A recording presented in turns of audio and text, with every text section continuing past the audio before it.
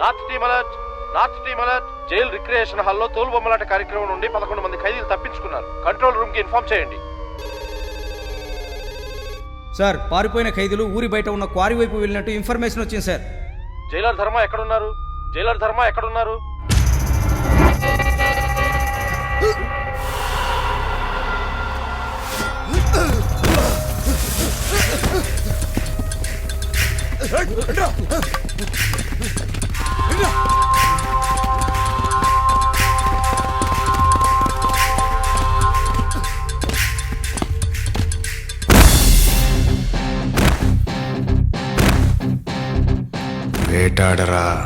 వేటాడరా మదమెక్కిన మూకాసురులను, కరుకెక్కిన కాకాసురులను, పదునెక్కిన బాణాసురులను, తెగనెక్కిన భస్మాసురులను అదిలిస్తూ, బెదిరిస్తూ, కదిలిస్తూ, అణిచేస్తూ ఈ అసురులపై అసురుడు నీవై ఈ పశువులు తీస్తూ వేటాడరా.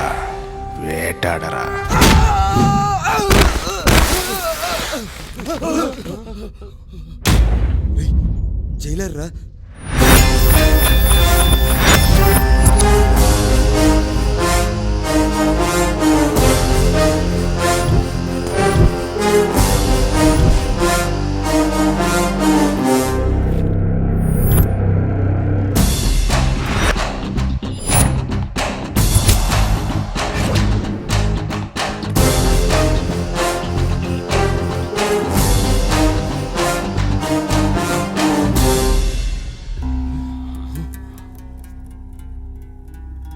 నా జైలు నుంచే పారిపోతారా? ఎంత దూరం?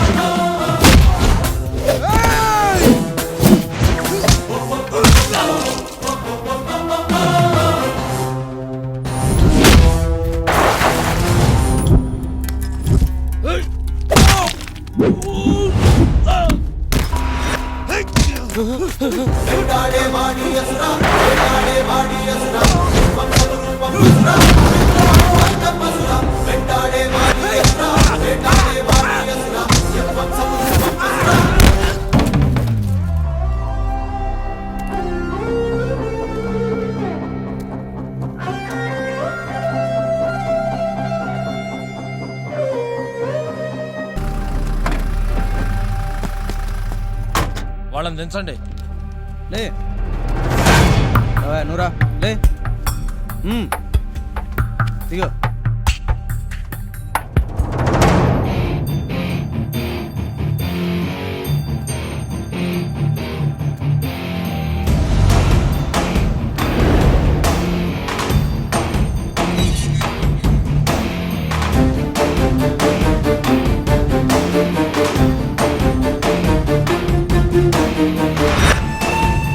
లోపలికి పో.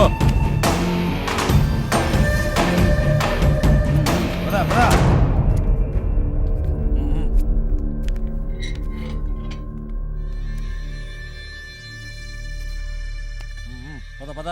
వాణ్ణి మేమే ఎరగొట్టేశామన్నా.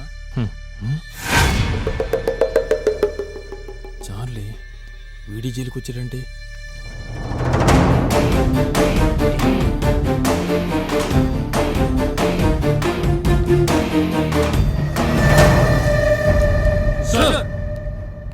Good morning sir. File sir.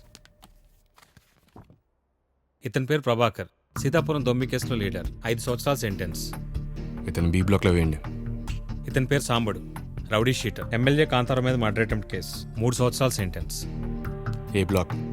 పేరు Battula Kamesh, chit fund cheating case, 2 సంవత్సరాల సెంటెన్స్. B block. ఇతను విజయవాడ సబ్ జైలు నుంచి ఇక్కడ షిఫ్ట్ అయ్యాడు. పేరు Chandrashekhar alias Charlie. Dilip Kota and family murder కేసులో నిందితుడు సార్. 5 సంవత్సరాల క్రితం ఉరిశిక్ష పడిందండి.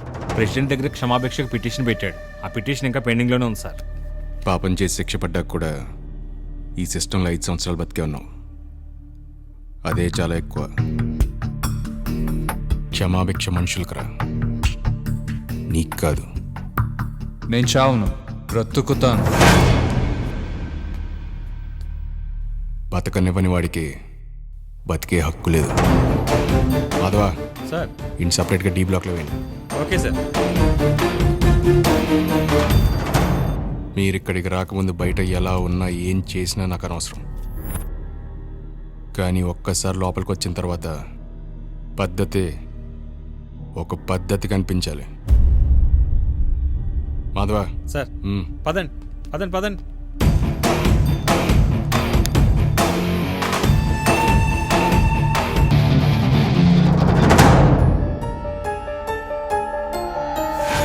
చుట్టూ అమ్మాయిలు, చేతిలో డబ్బు, తలలో పొగరు, తప్పులు చేసే ధైర్యం, తప్పించుకునే తెలివి, ఇవన్నీ చార్లీకి అలవాటైన విషయాలు. చార్లీ తండ్రి దిలీప్ కోట. తండ్రిని మించిన తనయుడు అవుతాడని దిలీప్ కోట నమ్మాడు. కానీ అతను ఊహ కూడా అందరిని తనయుడిగా తయారయ్యాడు చార్లీ. హలో. చార్లీకి అస్సలు నచ్చని విషయం దిలీప్ కోట రెండో భార్య భారతీదేవి, ఆమె పిల్లలు. మొదటి భార్య చనిపోయిన 5 సంవత్సరాలకు పెద్దలందరూ కలిసి దిలీప్ కోటకు రెండో పెళ్లి చేశారు. ఆస్తిలో వాటాగానే, కుటుంబంలో ఒకరిగా సంఘంలో గుర్తింపు గానీ ఇవ్వటం ఇష్టం లేని చార్లీ తన తండ్రికి భారతీదేవి కుటుంబానికి ఎటువంటి సంబంధం లేదని ఫేక్ ప్రూఫ్స్ క్రియేట్ చేశాడు. దిలీప్ కోట చనిపోయాక కనీసం అతని శవాన్ని చూడటానికి కూడా భారతీదేవిని కానీ వారి పిల్లల్ని కానీ దగ్గరకు రానివ్వలేదు చార్లీ.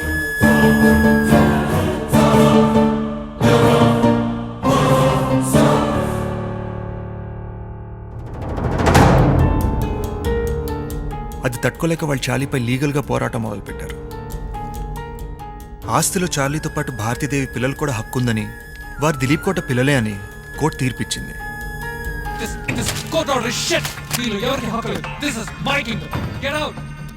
ఆ తీర్పును చార్లీ తట్టుకోలేకపోయాడు. అసలే ఆవేశపరుడు. ఆ పైన ఓడిపోయాడన్న కసితో ఉన్న చార్లీ ఒకరోజు భారతీదేవి ఇంటికి వెళ్ళి, కేసు పెడతావే, నా గురించి తెలిసి కూడా దిలీప్ కోటకి పుట్టింది ఒక్కటే కొడుకు, అది నేను. సరదాకి పుడితే వారసులు అవరే. నేను చార్లీయే.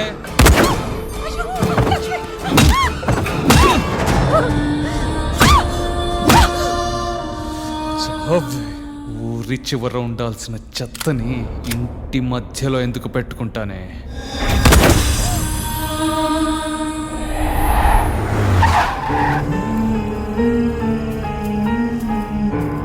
ఆ తర్వాత వాళ్ళ శరీరాలు కనపడకుండా ముక్కలు ముక్కలుగా నరికి ఇటుకబట్టిలో కాల్చేశాడు. భారతీదేవి తన పిల్లల కోసం వెతుకుతూ ఉండగా పోలీస్ ద్వారా వారి శరీర ఆనవాళ్ళ ఆచుకు తెలిసింది.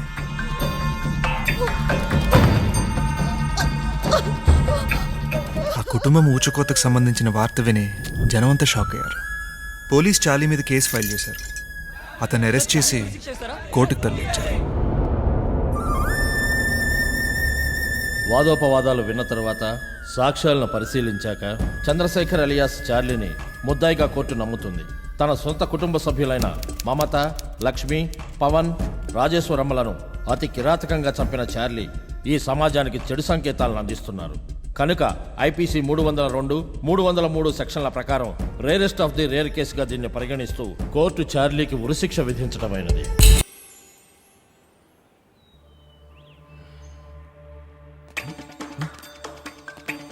అన్నా, నేను గుర్తున్నానా?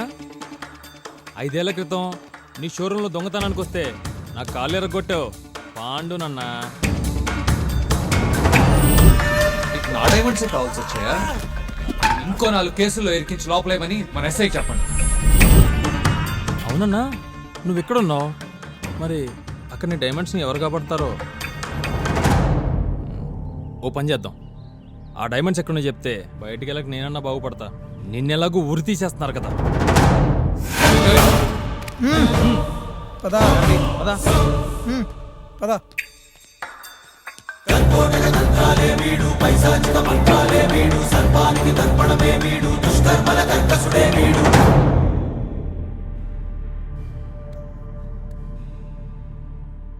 ఎలా ఉన్నావు?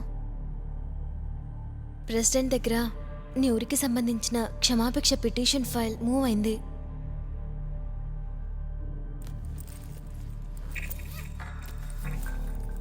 నీకు ఇష్టమైన స్వీట్స్.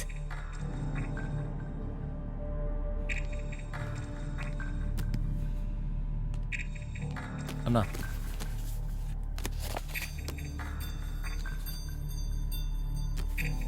తీసుకో. నిన్న ఆడిటర్ గారు కలిశారు. షేర్స్ అన్నీ దుబాయ్కి ట్రాన్స్ఫర్ చేయమని చెప్పావంట. నీ లాకర్ గురించి ఏమన్నా ఆలోచించావా? చార్లీ,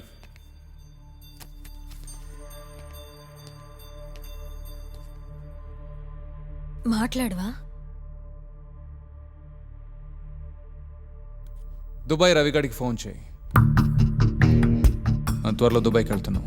ఏం మాట్లాడుతున్నావు నువ్వు? ఇక్కడ నన్నెవడ చంపుతాడు సారా? ఏం చెయ్యాలో నాకు తెలుసు. నువ్వు వెళ్ళు.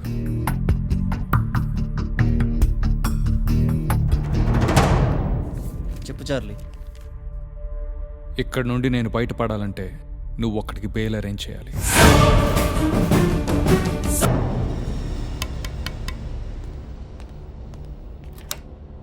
ఎవరు కావాలి? ముత్యమని ఉన్నాడా? ఒక్క నిమిషం అన్నా, ముత్యమన్న కోసం ఎవరో వచ్చారు. ముత్యవనం కలవడానికి వచ్చాను. నువ్వెవరు? నా పేరు పాండు. ముత్యవనకు బాగా తెలుసు. నువ్వు ముత్యవన తమ్ముడు కదూ? అన్న లోపల షోలో ఉన్నాడు. నీతో నాకు ఎలాంటి పర్సనల్ ప్రాబ్లం లేదు సుధాకర్. చెప్పింది చేసావనుకో, నీ ప్రాణం నీకు మిగులుతుంది. నాకు కావాల్సింది నాకు దక్కుతుంది. నీకేం కావాలంటే ఇస్తాను. ఈ థియేటర్ కూడా నువ్వే తీసుకో. నన్ను వదిలే ప్లీజ్. నువ్వు కష్టపడి సంపాదిస్తావు, కానీ నేను కష్టపెట్టి సంపాదిస్తాను. రేయ్, ఈ తెల్ల కాగితాల మీద ఉన్న నల్లక్షరాల విలువ అక్షరాల 12 కోట్లు. ఇవి నాకు కావాలి.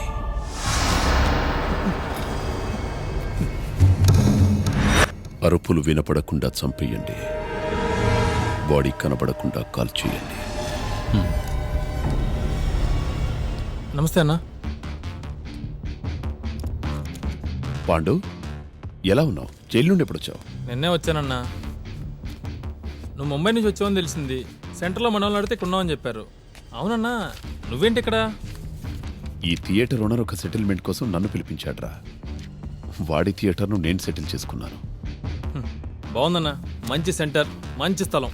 అన్నా, ఈ థియేటర్ పడగొట్టి పెద్ద షాపింగ్ మాల్ కట్టావనుకో, నీ లైఫ్ సెటిల్ అయిపోతుందన్నా. మాల్ కట్టాలంటే మాటలు కాదు, మూటలు కావాలి. అది సంపాదించాలంటే చాలా టైం పడుతుంది. చెమటోటి సంపాదించే వాళ్ళకి టైం పడుతుందన్నా. దోచుకునే వాళ్ళం మనకెందుకు టైం పడుతుంది? అన్నా, నా దగ్గర ఒక డీల్ ఉంది. దాన్ని కొడితే ఒక్క మాల్కేం కర్మ, ఇలాంటివి చాలా ప్లాన్ చేయొచ్చు. ఏంటది? డైమండ్ మర్చెంట్ చార్లీకి ఉరిశిక్ష పడింది కదా, వాడిని జైల్లో కలిశాను. 2 రోజుల క్రితం వాడు తెలివిగా ఉరి తెప్పించుకున్నాడు. ఆ చార్లీ నాకు బెయిల్ కూడా ఇప్పించాడు. నేను జైలు నుంచి బయటకు వచ్చే ముందు వాడిని కలిశాను. అప్పుడు నువ్వు 2 డైమండ్స్ దొంగిలించడం కోసం నా షోరూమ్కి వచ్చి అంత రిస్క్ చేశావు. అలాంటివి నా దగ్గర 90 డైమండ్స్ ఉన్నాయి. అవన్నీ నా పర్సనల్ లాకర్లో ఉన్నాయి. నువ్వు నేను చెప్పిన పని చేస్తే వాటిలో సగం వాటా అంటే 45 డైమండ్స్, 50 కోట్లు విలువ చేసే డైమండ్స్ నీకు ఇస్తాను. ఆ లాకర్ ఎక్కడుందన్నా? నా లాకర్ ఎక్కడుందో ఎవ్వరికీ తెలియదురా. నేను చెప్పే జాగ్రత్తగా విను. కొన్ని రోజుల్లో నన్ను మళ్ళీ ఉరి తీసే ప్రయత్నం చేస్తాను. నేను చావకూడదు. నాకు నా ప్రాణం కంటే ఏది ముఖ్యం కాదు పాండు.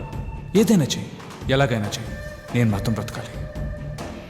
నీ శిక్షను తగ్గించాను. నువ్వు బయటికి వెళ్ళిన ఆయుష్ని పెంచే పనిలో ఉండు. వెళ్ళు, ప్లాన్ రెడీ చేయి. అంతా ఓకే అయితే మన జైలు తూర్పు వాచ్ టవర్ దగ్గర గురువారం పచ్చ గాలిపటాలు ఎగిరాయి. గుర్తుపెట్టుకో, 45 డైమండ్స్, అక్షరాల 50 కోట్లు. 45 డైమండ్స్. పాండు ఎక్కడున్నాడు? అన్నా మన పాండు కోసం వచ్చాడు. ఎవరు? మనకుంటూ పాండునా? అవునన్నా. ఏరా పాండుగాడు లోపల ఉన్నాడా? లేడన్నా. లేడే. వాడు లోపలే ఉన్నాడు. ఏరా పాండుగాడు లోపల ఉన్నాడా? లేడన్నా. చూడండి, నాకు పాండుగడు కావాలి. నువ్వు మా మాటలు నమ్మేటట్లేవు. విషయానికి వద్దాం. పాండు నీకు దొరకడు, దొరకనివ్వం. నాకు కావాల్సిన పని నేను చేసుకుపోతాను రా. దానికి మీ పర్మిట్తో నాకు పని లేదు. ఏరా మా కాంపౌండ్లోకి వచ్చి మమ్మల్ని ఎదిరించిపోతావా? ఈ కాంపౌండ్ లెక్కలేంటో నాకు తెలియదురా. నాకు కావాల్సింది నేను అడిగాను. మీరు చూపిస్తారా, నన్నే చూసుకోమంటారా? రే సార్కేదో కావాలంట, చూపించండి. రాయ్, ధైర్యం ఉన్నోళ్ళ దగ్గరికి రండి. భయపడే వాళ్ళు బయటికి పోండి. తర్వాత మీ ఇష్టం. రేయ్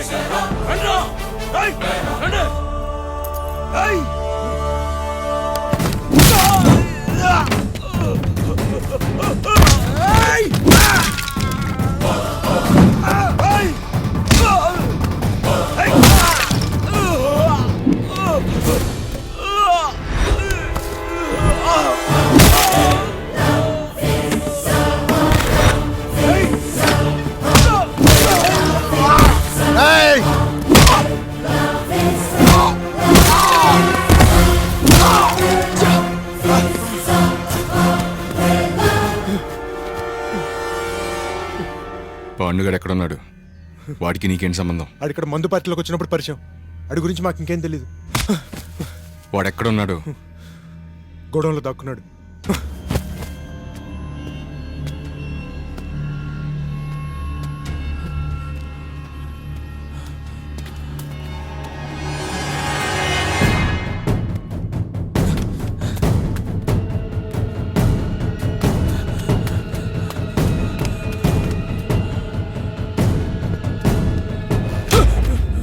దయ్యా, ఆ ధర్మాన గురించి వచ్చాడు. ఇక్కడి నుంచి వెళ్ళిపోవాలి, దొరికిపోతాం. అవునరా, దొరికిపోతాం పాండు. ఆ ధర్మాకి నీ గురించి తెలిసిపోయింది. నిన్ను ఖచ్చితంగా పట్టుకుంటాడు. నీ చావు వల్ల మాకు 2 లాభాలు. ఒకటి, ఆ ధర్మగాడికి మాకు మధ్యలో ఉన్న ఒకే ఒక్క లింక్ నువ్వురా. మేం కూడా దొరికిపోతాం. ఇంకా దొరకం. 2, ఆ డైమండ్స్లో నీ వాటా కూడా మాదేరా.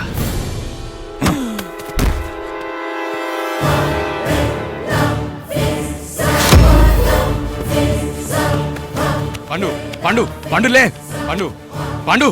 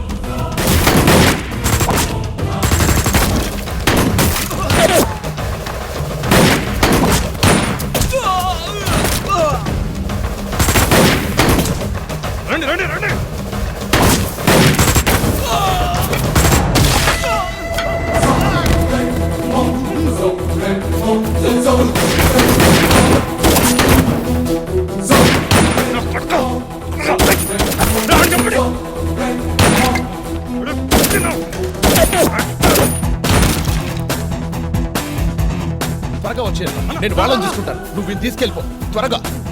కార్ దగ్గరికి వెళ్ళండి, త్వరగా వెళ్ళండి. సార్ మన ఫోర్స్ సరిపోదు సార్. ఈ సిచ్యువేషన్ మనం హ్యాండిల్ చేయలేదు సార్. ఇప్పుడు ఏం చేద్దాం సార్?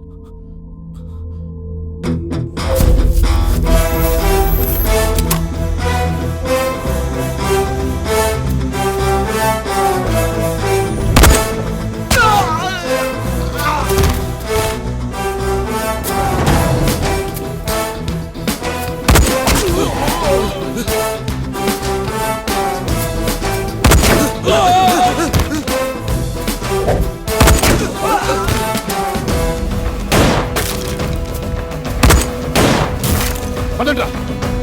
రేయ్, పదండి, పదండ్రా.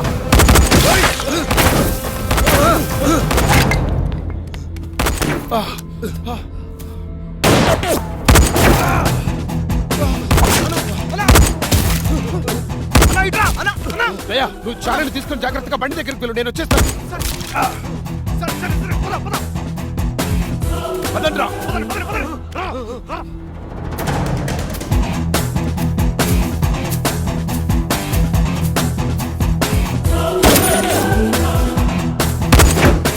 అన్నా వచ్చేస్తున్నాడు. పదండి పదండి.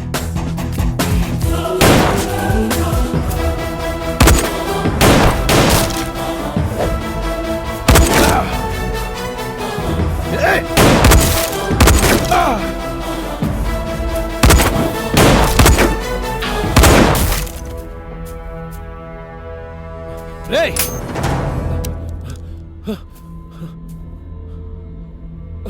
హారిక ఎక్కడరా? రేయ్, రారా, రా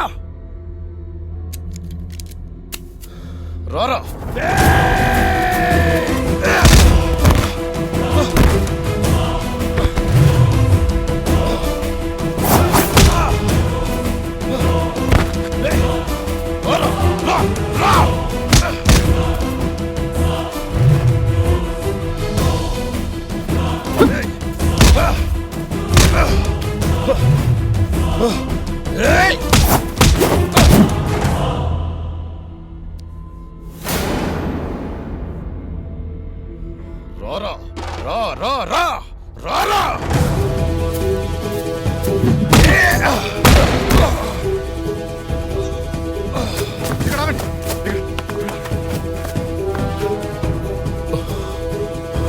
హారిక ఎక్కడరా?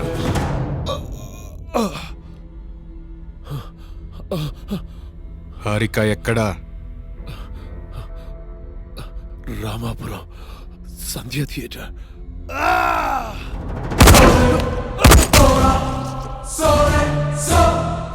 నువ్వు అన్నం చూడు.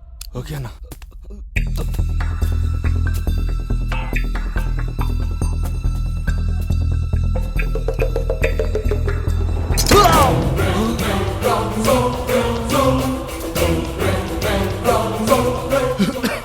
చార్లీ అన్నా ఏమైందన్నా? చార్లీని తక్కువ అంచనా వేశారా?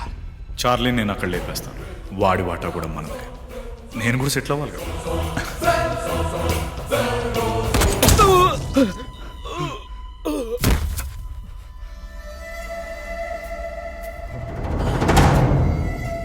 ధర్మ ప్లీజ్ నన్నే చేయదు. నేను లొంగిపోతాను. నేను సరెండర్ అయిపోతాను. ధర్మ నన్ను చంపద్దు. నన్నేం చేయొద్దు ధర్మ ప్లీజ్.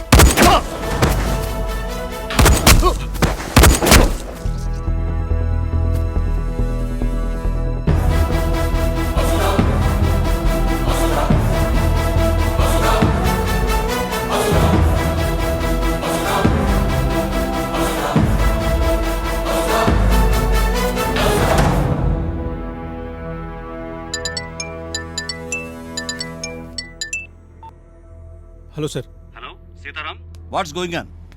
నేను విన్నది నిజమేనా? అవును సార్, మా వెహికల్స్ మీద అటాక్ జరిగింది. చార్లీ తప్పించుకున్నాడు సార్. వాడు మిస్ అయ్యి కూడా ఎక్కువ టైం కాలేదు సార్. వాడు ఎంత వెళ్ళినా 40 కిలోమీటర్ రేడియస్ లోపే ఉంటారు సార్. ఇమీడియట్గా అన్ని పోలీస్ స్టేషన్స్కి ఇన్ఫర్మేషన్ పంపండి సార్. అలాగే టౌన్ అంతా అలర్ట్ చేయండి. It's ridiculous. అంత టైట్ సెక్యూరిటీలో చార్లీ అంత ఈజీగా ఎలా తప్పించుకున్నాడు? సార్ వాళ్ళు చాలా ప్లాన్డ్గా వచ్చారు సార్. ఆ టైంకి ధర్మ వచ్చి మమ్మల్ని సేవ్ చేశాడు. ఆ ఫైరింగ్లో వాళ్ళ మనుషులంతా చనిపోయారు సార్. ధర్మనా? ధర్మ ఆ టైంలో అక్కడెందుకున్నాడు? తెలీదు సార్.